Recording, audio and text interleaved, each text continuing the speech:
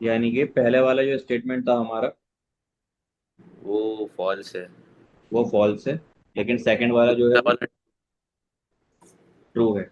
अब आ जाइए इस पर। ये बोल रहे हैं जो कॉस ए होता है is the abbreviation used for cosecant of the angle. मैंने आपको पहली क्लास में ही लिखाया था कि कॉस जो होता है उसका नाम होता है कोसाइन। हाँ, तो ये गलत है ना। जी, तो ये बात फॉल्स। फॉल्स है। अब आ जाइए cot is a product of cot into A. ये बात भी गलत है। ऐसा नहीं गलत है करते सर। हम कि कॉट को मल्टीप्लाई करते हैं ए से। कॉट ए का मतलब होता है कॉट के अंदर आप ए की वैल्यू डालते हैं। जैसे रूट के अंदर 5 लिखा होता है तो उसकी वैल्यू लिखते हैं आप 2.23। ऐसा नहीं होता कि आप 5 अलग लिखें और रूट अंदर अलग लिखें। रूट जो होता है इसके अंदर वैल्यू रखी जाती है। ऐसे ही ट्रिग्नोमेट्री के जो ये रेशियोज हैं इनके अंदर हाँ एंगल्स रखा जाता है। जी जी। तो ये सर बात भी लास्ट वाला भी false है ना। लास्ट वाला भी फॉल्स है ना, क्योंकि कैसे फॉल्स हाइपोटेनस है छोटा बताएंगे। परपेंडिकुलर से। ये पी अपॉन एच हो हाइपोट जाएगा, और यहाँ पर हाइपोटेनस पी की वैल्यू ग्रेटर देन एच है जो कि पॉसिबल नहीं है। फॉल्स है। Very good, very good. ठीक है।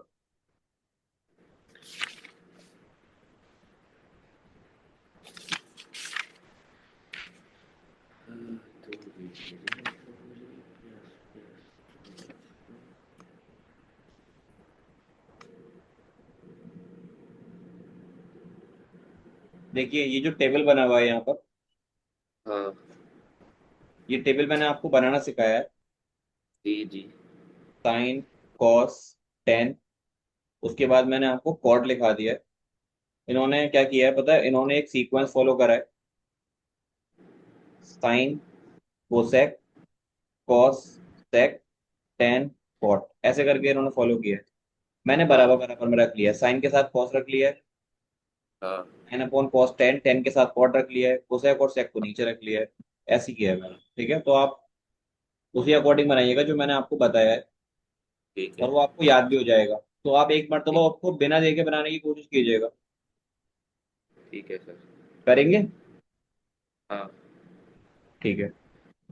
एग्जाम्पल नंबर 6 रीड कीजिए, फिर मैं इसको सॉल्व कराता हूँ। एक ट्राइंगल है आपके पास ए बी सी, जिसमें बी पर राइट एंगल है, ए बी की वैल्यू गिवन है आपको, और angle A C B given है। तो आपको बाकी की दो लाइनें डिटरमाइन करनी है कि बी सी और ए सी कितना होगा। अब देखिए ट्रिग्नोमेट्री मेनली अप्लाई यहाँ पर ही होती है। जो जो चीजें आपको गिवन ठीक। है हम उसको लिख लेते हैं। Example 06, A B C,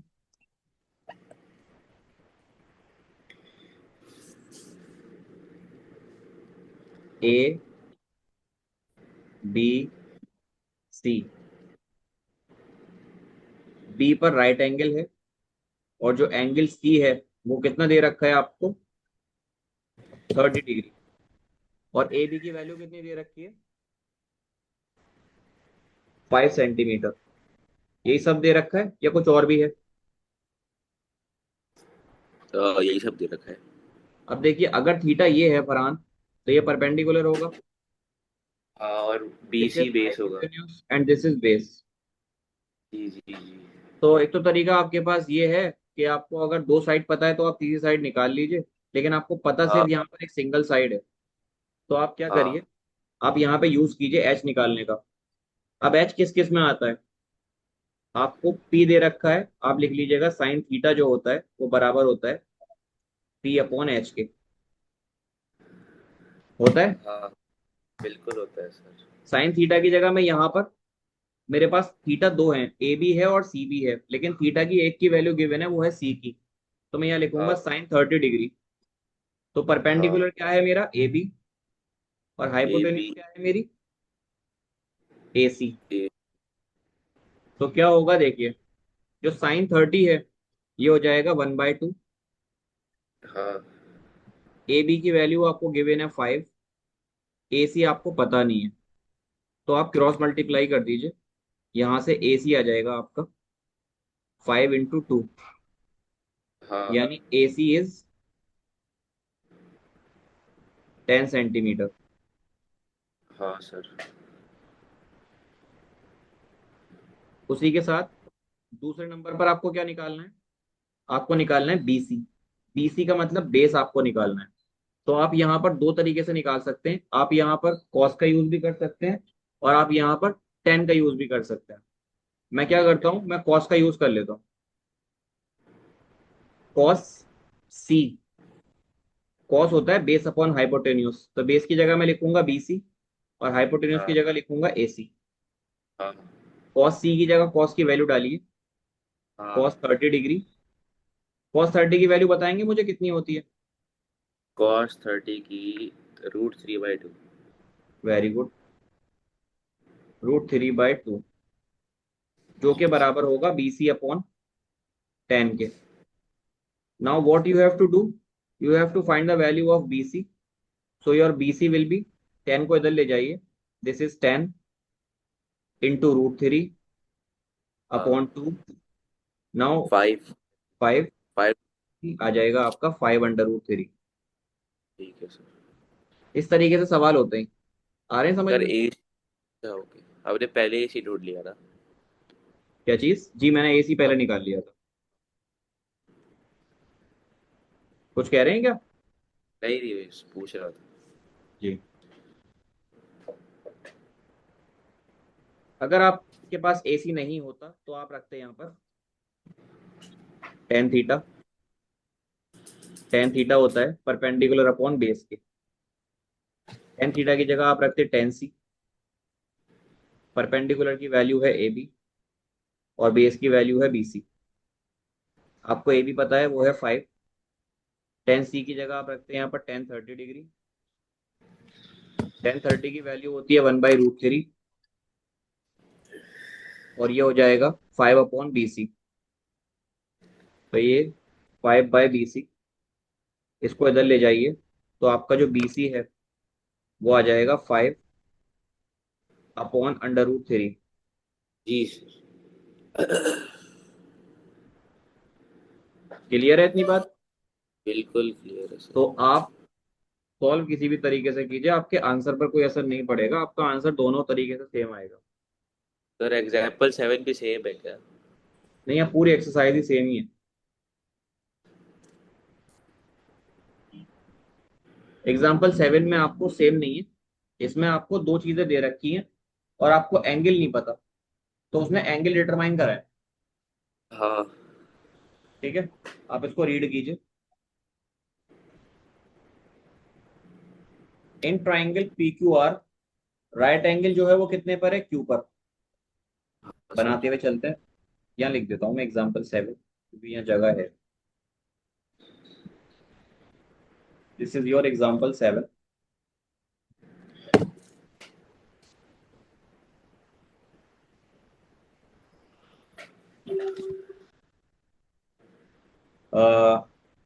PQR एक ट्राइंगल है।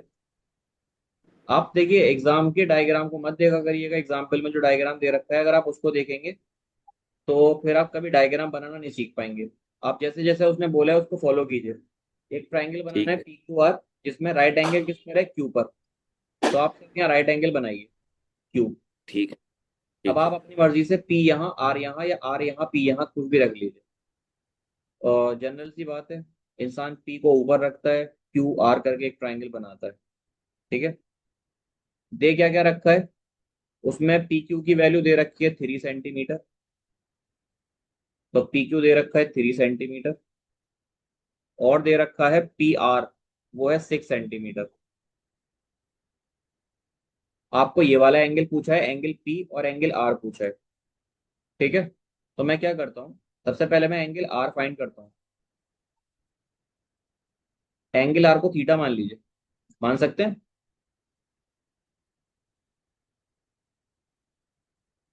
हेलो? सर कोई और एंगल को नहीं मान सकते क्या? जी, क्या बोल रहे हैं? कोई और एंगल को नहीं मान सकते क्या? पी को मान लीजिए। देखिए क्यू तो कभी नहीं मानेंगे क्योंकि राइट एंगल को नहीं मानते हम। या तो आपको इसको मानना पड़ेगा या इसको मानना पड़ेगा। अगर आपको लग रहा है आप इसको लैग मान। हो रहा है आपका। हेलो। हेलो।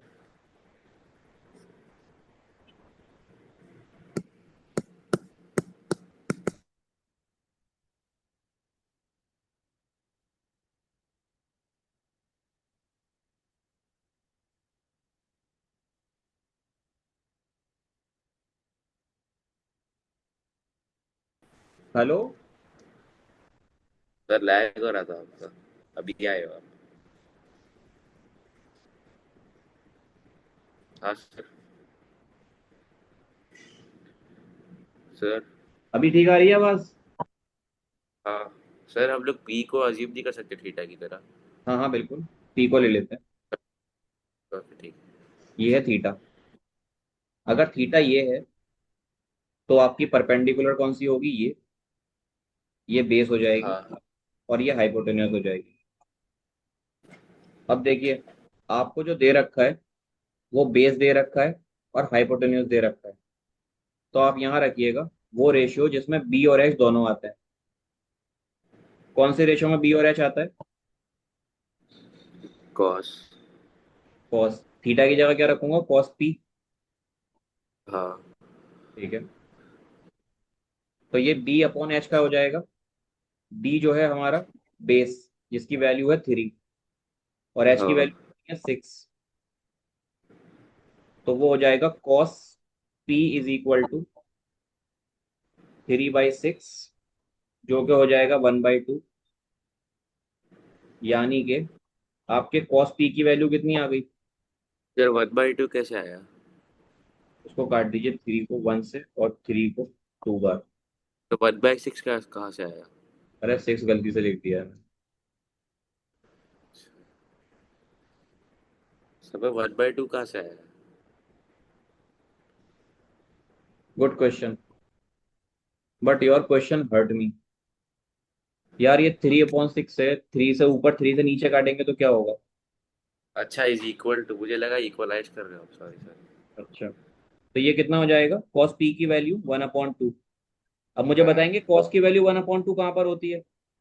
कॉस की वैल्यू 1/2 सर 45 डिग्री पे होती है। देख के बता दो। अच्छा, 60 60 60। कॉस 60 डिग्री पर। हाँ। अब आप एंगल्स को कंपेयर कर लीजिए तो आपका एंगल पी कितना आ जाएगा? 60 डिग्री।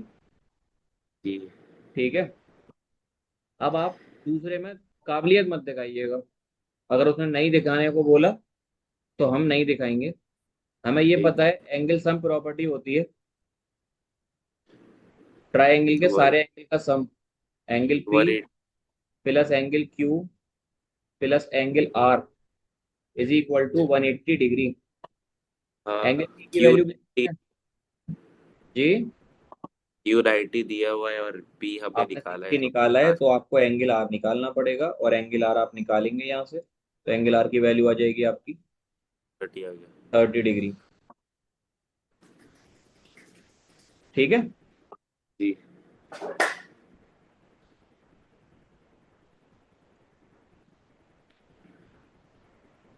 क्लियर है ये वाली बात? सर ठीक है। ठीक है। तो मैं आपको कुछ काम देता हूँ करने के लिए अब। हाँ। वो काम बहुत इजी है। ठीक है सर।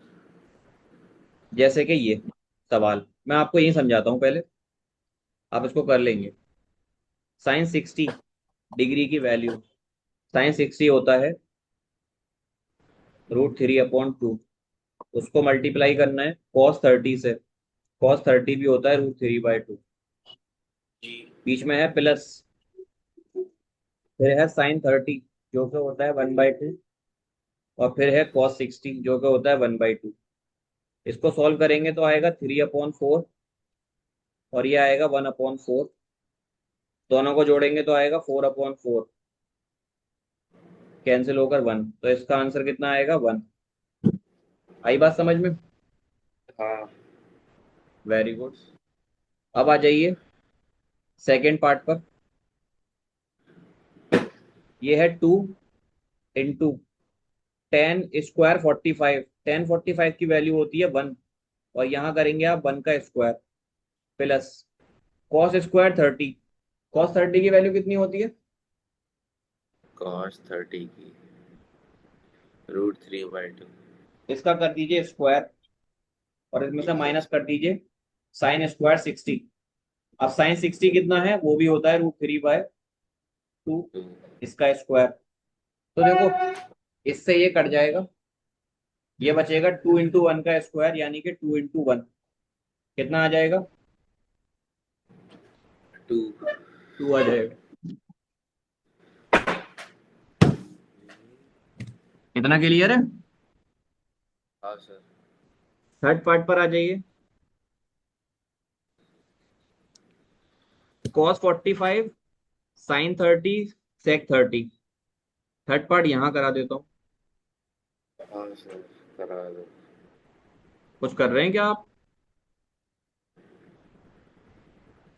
नहीं आ रहा समझ में? वही कराऊं, पीछे ही कराऊं? नहीं, सही है। अच्छा, क्या हुआ? मुझसे कह रहे हैं? नहीं सर, बुला रहे। देखिए, cos 45 degree upon sec 30 plus cosec 30। तो आप मुझे वैल्यू बताइए, cos 45 कितने के बराबर है? 1/√2। 1/√2, तो इसकी जगह मैं क्या लिख दूंगा? One by 1 root by two sec 30 कितने के बराबर होता है? 2√3। 2√3 नहीं, 2/√3। और है। cosec 30 कितना होता है? cosec 30। 1/2। सर 2। cosec 30 cosec 2 होता है ना? 2 होता है, सही कह रहे हो। अ, cosec 30 होता है 2। आप ले लीजिए एलसीएम और सॉल्व कर लीजिए। सर क्या आएगा? एलसीएम नीचे वाले का लूँ ना, या जी ऊपर जी, वाले को भी नीचे डिफरेंस नहीं नहीं, कन्वर्ट करा? ऊपर वाले को ऐसे ही रहने दीजिएगा, नीचे वाले का एलसीएम लीजिएगा √3। ये हो जाएगा 2 + 2√3। इसको हाँ। ऊपर ले जाइए और ये इससे मल्टीप्लाई कर जाएगा, तो आपका फाइनल आंसर आएगा √3 अपॉन √2, ब्रैकेट में 2 + 2√3। हाँ। तो आपको क्वेश्चन नंबर 1 के पांचों पार्ट करने हैं। ठीक है। This is your homework. Sir जाओ फिर। और एक क्वेश्चन नंबर 10 करना है आपको, पिछली एक्सरसाइज का। ओके, वो तो हो जाएगा। कुछ और पूछना चाहते हैं आप? नहीं सर।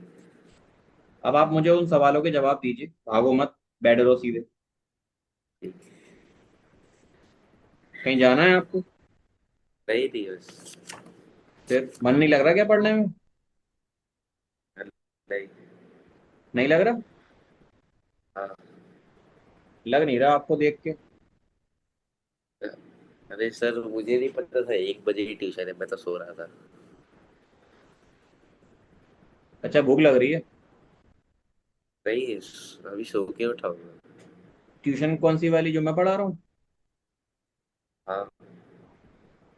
पता नहीं था आपको? मुझे लगा 9 बजे होगा। लास्ट वीक भी बोला था आपने। हाँ हाँ, मैंने बोला था। तो वही मैं उसी के लिए बात करने वाला हूँ आपसे। 1 मिनट में रिकॉर्डिंग स्टॉप कर दूँ। ठीक है। देखिए मेरी, एक सेकेंड।